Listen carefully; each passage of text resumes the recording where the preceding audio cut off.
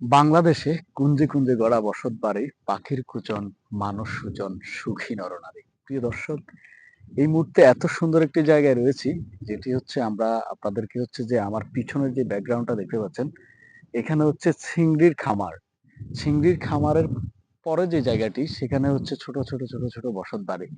ছোট একটি মসজিদ রয়েছে ওই পাশে। এরপরে হচ্ছে আবারও চিংড়ির খামার। তো আসলে এই যে রাস্তাটিতে আমি দাঁড়িয়ে কথা বলতেছি, এটি হচ্ছে রিংবং, এটি কক্সবাজার জেলা। রাস্তার এই পাশটাতে হচ্ছে আবার আপনার সিংড়ির হ্যাচারী, পরবর্তীতে পরবর্তীতে হচ্ছে আপনার দেখতে পাচ্ছেন যে ফসলের মাঠ। তো এখানকার পরিবেশটা আমার কাছে এতটা ভালো লাগছে যে একপাশে হচ্ছে আপনার চিংড়ির হ্যাচারী, আরেক পাশে চিংড়ির হ্যাচারী লেকের মতো, তারপরে হচ্ছে ফসলের মাঠ। আসলে সুজলা সুফলা শস্য শ্যামলা আমাদের এই বসুন্ধরা কতটা সুন্দর! বিভিন্ন জায়গায়, বিভিন্ন গ্রাম যদি ঘুরে দেখেন তাহলে বুঝতে পারবেন।